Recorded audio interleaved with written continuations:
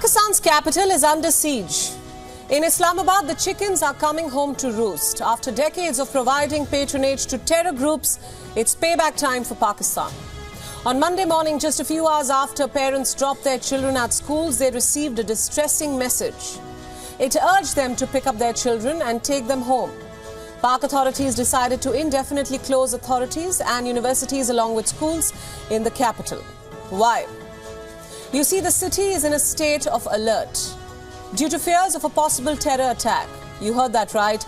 Terror state Pakistan is worried that they might come under attack by the same forces that they have sheltered for so long. As per reports, the closure order came after Pak authorities received the threat of a suicide attack by a banned militant group. And as is the case with such situations, fake news further amplified fear and confusion. By evening, the Islamabad police was forced to dispel panic. In a post on X, formerly Twitter, the police asked people not to believe in fake notifications being issued for the closure of businesses and educational institutions. The police confirmed that they did receive the threat of a suicide attack, but did not identify the terror group that issued that threat. Here's what we do know so far.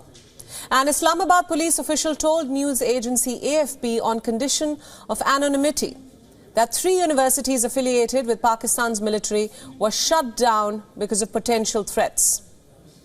The universities in question are the National Defence University, Bahariya University and Air University. These institutions are tied to Pakistan's Army, Navy and Air Force.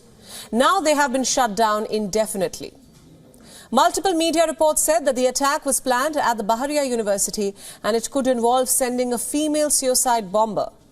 A text sent to this particular university, and as seen by AFP, said, due to security reasons, all faculty and staff except security and necessary admin staff will work from home. A 4th university, a public institute, also received the threat. The name of this institute is Quaid-e-Azam University. It will reportedly be closed for a week. These closures come after Pak security agencies conducted a search operation in the suburbs of Islamabad on late Sunday. That's when the university administration reportedly informed students about the indefinite closure. The announcement will also affect the upcoming exams. They have been postponed for now. The Pak police imposed complete ban on public gatherings. They said that they were working to ensure that law and order is under control. But the timing of this is important. Pakistan is set to vote in general elections on February 8th, and this is amid overlapping political, economic and security crises. Add to that the rising violence along its border regions. In 2023, Pakistan witnessed as many as 789 terror attacks. Nearly 1,000 died as a result of these attacks, including civilians and security personnel. 2 of the most violent attacks last year were carried out by the regional affiliate of ISIL, the Islamic State Khorasan province, also known as ISKP. In July, they targeted a political rally in Bajaur, a tribal district in neighboring Afghanistan. More than 60 people were killed. In September, they were behind a major blast in Balochistan, which killed more than 50 people.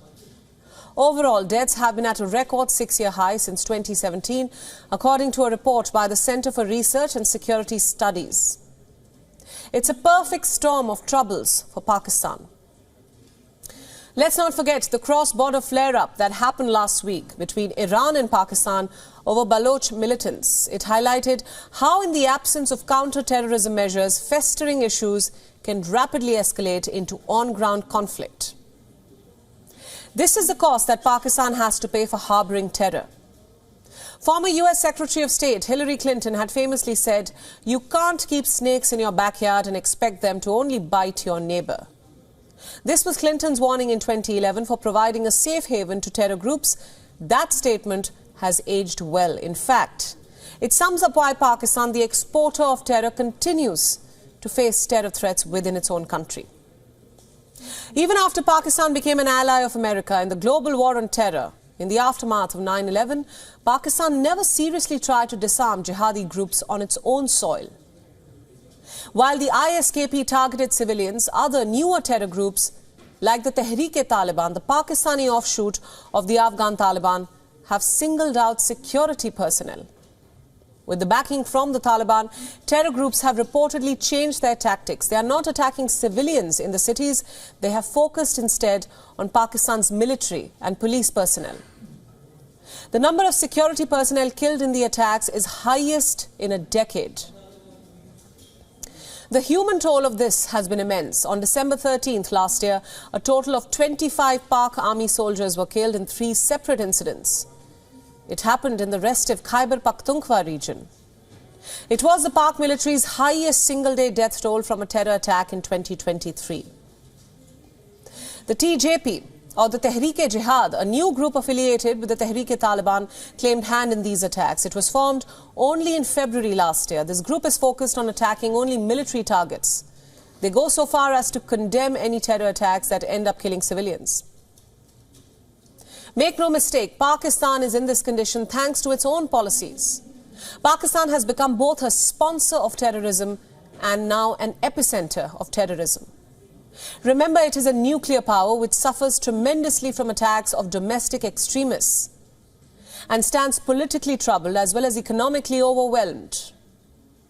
Pakistan's military leaders have for years vowed counter-terrorism measures, but they have never taken them seriously enough to implement them effectively. There is now an urgent need for the people of Pakistan, its politicians and its powerful army to stand on the same side in the fight against terrorism. Unless they do that, new offshoots and breakaway groups of existing terror groups will continue to emerge, and it's the people who will continue to pay the price. WION World is now available in your country. Download the app now and get all the news updates on the move.